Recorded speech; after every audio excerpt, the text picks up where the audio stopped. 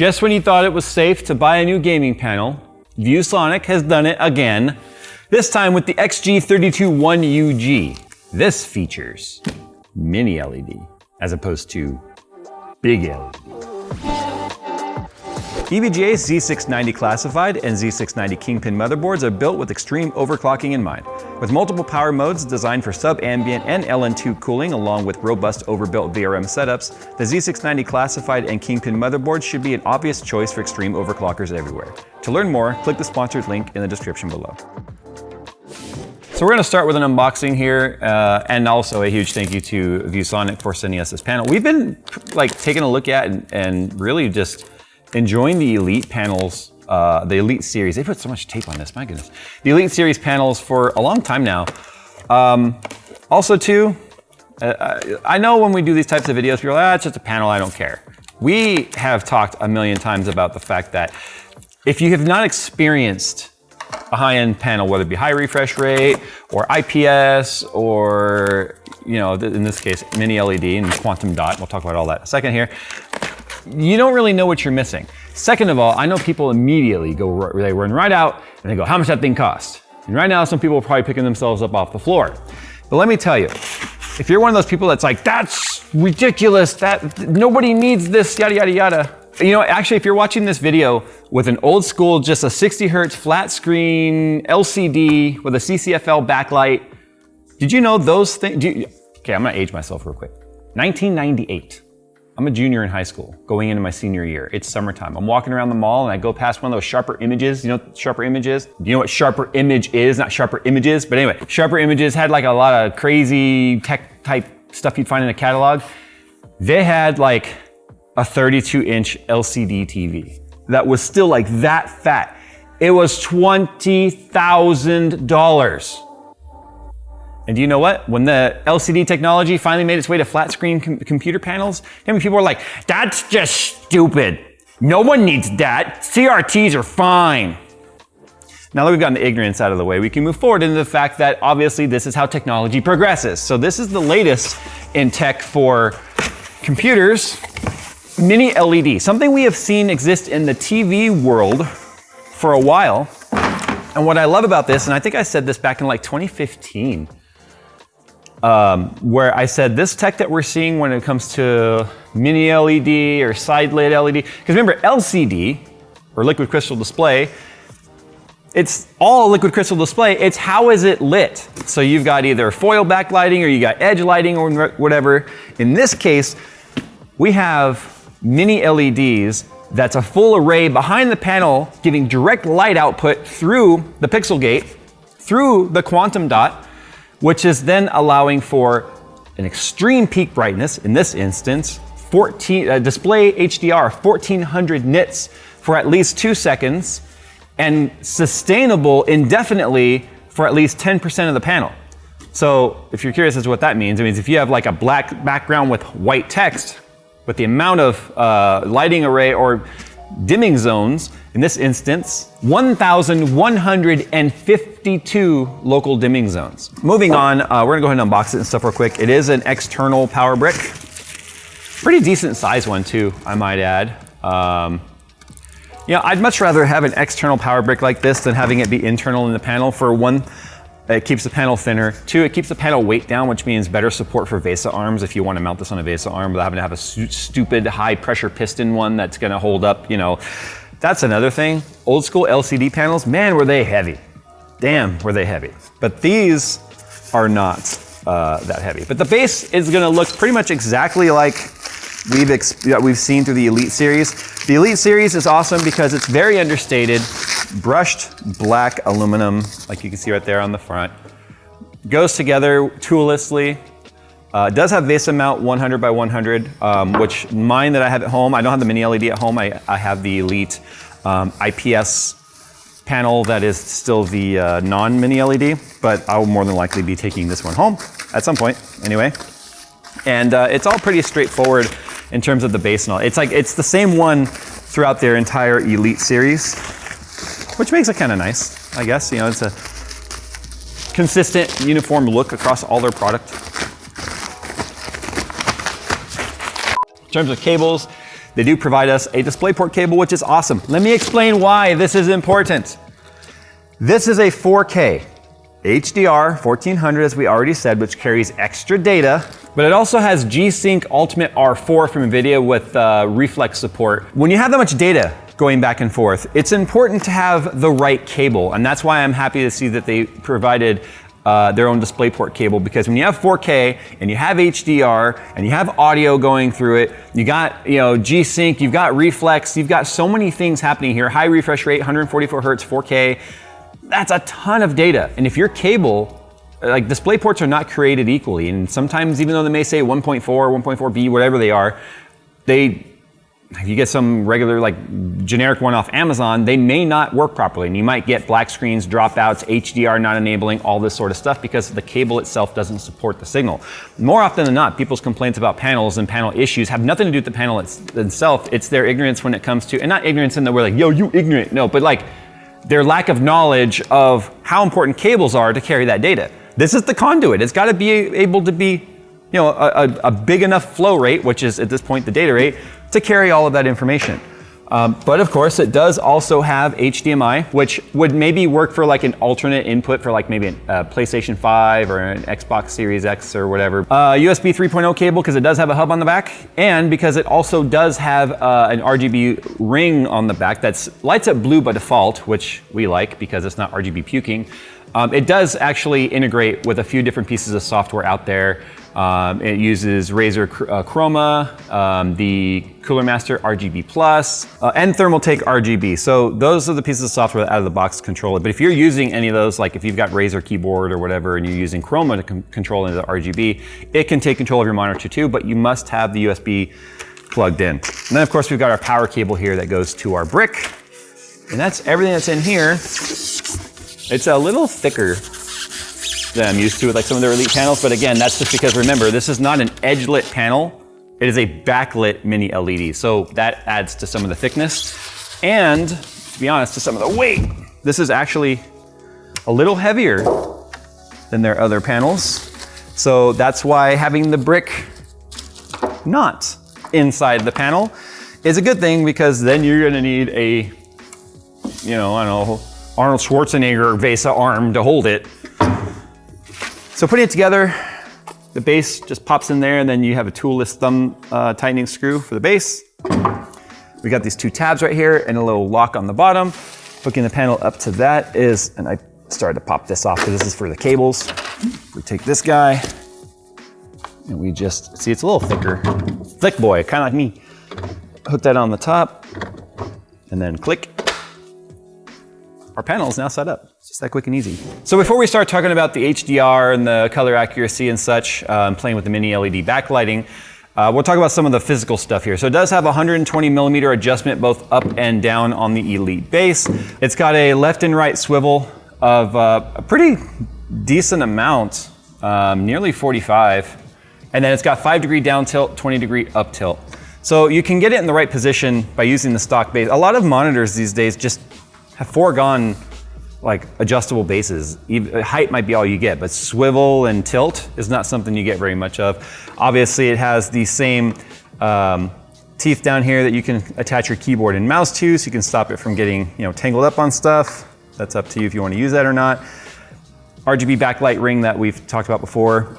Swivel out headphone holder, and on the very bottom here, right in the middle, we do have our adjustable buttons here for, so you can save profiles into this panel. And because we're going to talk about its color accuracy, that makes it perfect for content creation, content consuming as well, you can save different modes depending on what you're doing. So if you want to game, a lot of people like colors to really pop in gaming. Some people might like to really lift the blacks because of the fact that, if you're playing a game where you're playing maybe a shooter and dark scenes kind of get you killed because you don't see somebody there.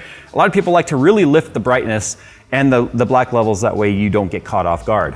But you do that, and then you start watching TV, not TV, but like Netflix or consuming content or creating content, you clearly need it to be calibrated. So you can have different profiles for gaming as you could for, let's say, going into Photoshop or Adobe. But speaking of the color accuracy, we already talked about the fact that it meets the standard for HDR 1400. where it can do 1400 nits if it was a solid white display on here for at least 2 seconds. However, it can do 1400 continuously and indefinitely for 10% of the panel. But when it comes to color accuracy, this is an IPS panel. It's a 144 hertz refresh rate. Remember, it's 4K, so we've seen like the 240 and crazy amounts up to 360 in 1080p panels. We've seen 1440p panels from Elite go higher than 144, but 4K 144 with HDR 1400 is already a feat. So VESA doesn't actually require 10-bit for their certification. They do allow 8-bit plus FRC, but what they've done here is they have a full true 10-bit panel with Tcon 10-bit processing support and a QD layer allowing for the panel to cover 98% of the DCI P3 color gamut and 99% of the Adobe RGB color gamut. That might be a lot of numbers and letters to people that don't do anything with content creation, but if you're in content creation and you're professionally editing photos or video content, you know that means this is going to create very accurate color rendition so that you can properly color grade your stuff. Another thing too, with color grading mode, the games aren't going to nearly pop like they would, typically. You see like an old TN panel, the colors are just super saturated, and a lot of people like that. So you could even have a very oversaturated scene if you wanted to create that for gaming, and then you can have your proper content creation stuff. So the fact that we're able to even get that level of HDR, 4K, 144 hertz, and that color accuracy makes this like probably the most well-rounded panel for one size fits all that we've personally seen in here yet. So one of the first things you might notice is this little guy right here. That's not a camera, that's actually a light sensor, because this panel also features automatic dimming and automatic brightness based off the ambient light. So for instance, if you were playing a game or watching content that had a lot of dark scenes in it, any scary game, any horror game, if you're playing like Rise of the Tomb Raider or Resident Evil, there's a lot of dark scenes where it can be very difficult to see something if the room that you're in is bright. Obviously, if the only light coming in the room was from the panel, you'd be able to see those dark scenes just fine.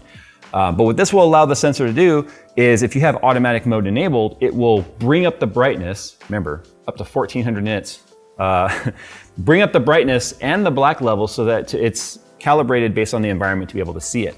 Same thing with if you turn the lights off. You don't have to go in there and start adjusting things. It will bring the brightness back down, the peak nits as well as the black levels appropriate for its environment. So that's something that's kind of neat to see. Underneath here, we've got a lot of different modes. So we've got our standard mode. So these are different profiles, like I said, that we can save here, and you can do custom 1 and custom 2, and you can hotkey this stuff to any of the hotkeys on the bottom that you want.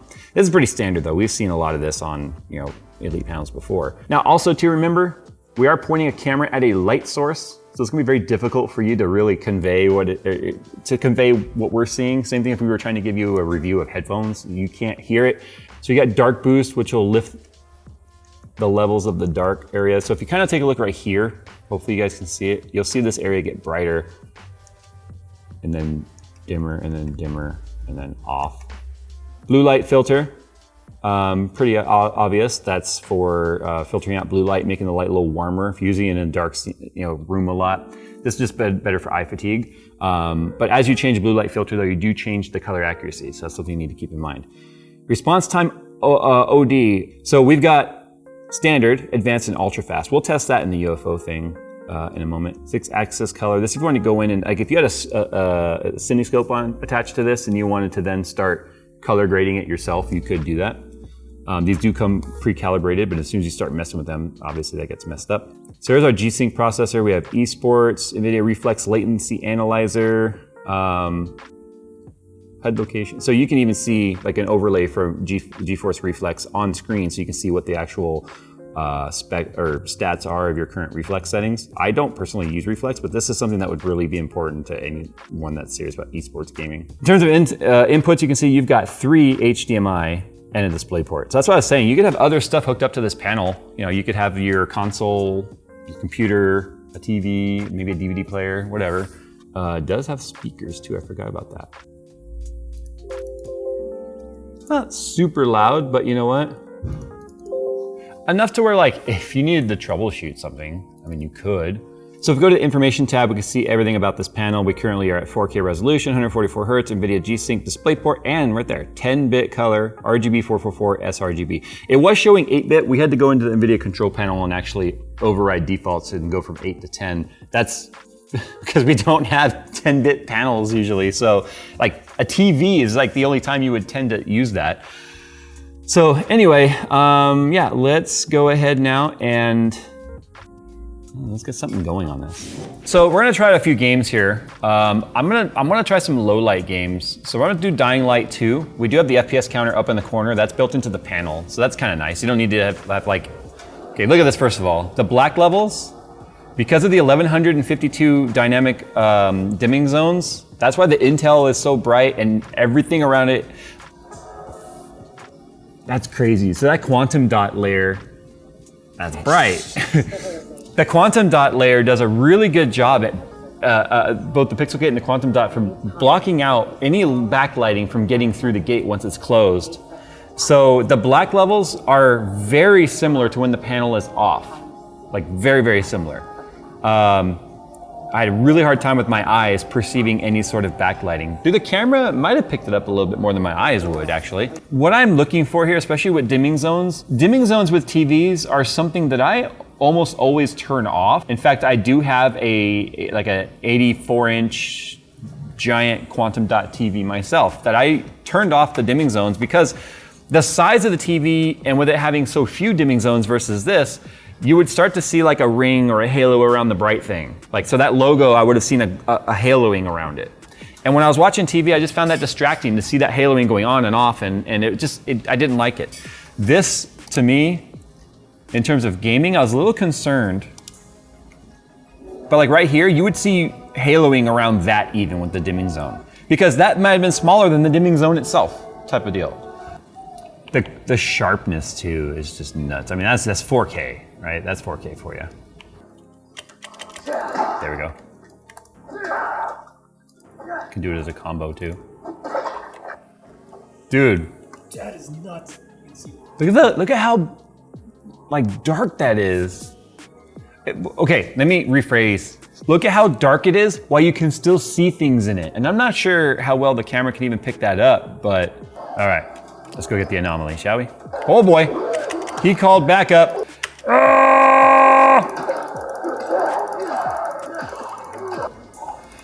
So this is what I was saying, like this kind of game is perfect for this kind of panel, just because of the fact that it really makes you feel immersed because the dark scenes are truly dark. However, when you turn on like the flashlight and such, it is absolutely, like the contrast between the two is insane. So like when I play this at home, I play it on an Elite panel still, but there is light bleed that happens because of the fact that it is not a mini LED backlight. The amount of detail you can see in the dark scenes, it's nuts. I've never seen a panel, a gaming panel, that's been capable of this level of dynamic range. It's nuts. Okay, I'm gonna kill the howler. I love this game in the sense that like when you're being chased by something and you have to run from it, it is very much like what you would expect in there's another howler. It's very much like what you would expect in a zombie movie. Dude, what's up with all the howlers? Dude, there's so many howlers! Yeah, okay. Fine. I'm happy with that because that was, I don't know why there's so many howlers! Anyway. Let's find another game now. Let's find something that's a little more, I don't know, esportsy. So I'm gonna try some Rocket League and then we'll move on to like some of the color calibration websites and the UFO tests and all that. I can tell you right now, like, the responsiveness of this panel and the sensitivity of this mouse right now is like nuts. Look at that. It's like when you have big big subwoofers. The panel is so sharp. Oh, nice shot. Let's go.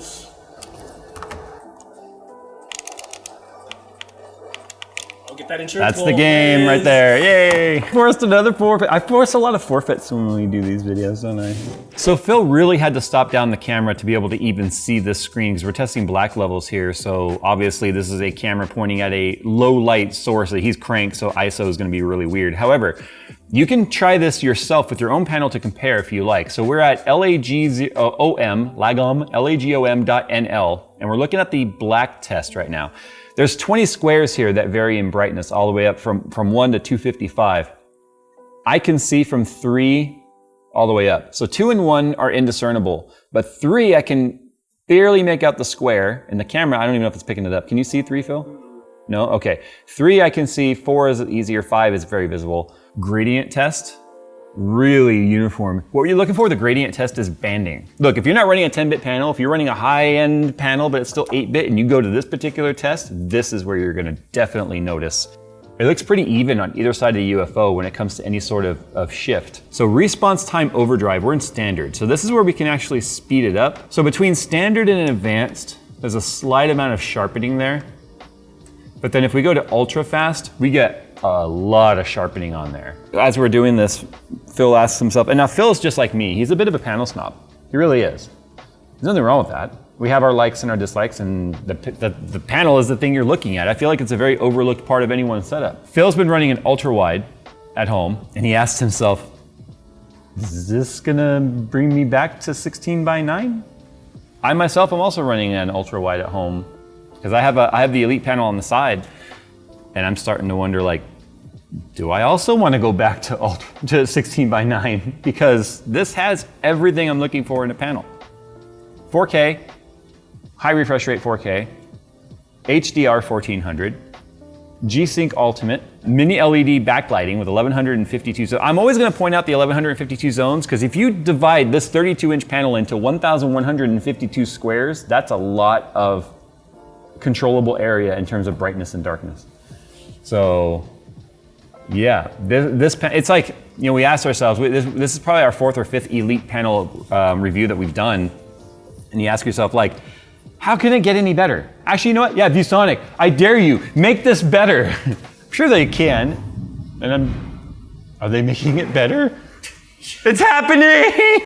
Well, there's so many loud noises happening. I think it's time for us to go ahead and end this video. I'll put a link to this panel down below. Once again, a huge thank you to ViewSonic for sponsoring today's video and sending us this panel to take a look at. Listen, in terms of price, it is not for the faint of heart. This panel is designed for somebody that already has a top-of-the-line system or absolutely positively needs this level of color accuracy for their work. This is the perfect panel for work and play, where you don't really sacrifice anything that you would want for the other. There are lots of great cinema panels out there that are perfect for content creation and content consumption. There are tons of great gaming panels out there that are just not great at consumer or content creation. Just like content creation panels are never made with gaming specs in mind. This one literally has both. So if you've got the horsepower to push 144 Hz 4K HDR 1400, this is the next evolution of your system to make it literally ultimate or elite. I did that, they didn't ask me to say that. I came up with that on my own right now. There's so many noises, we just need to end this video. Thanks for watching, guys. We will see you in the next one.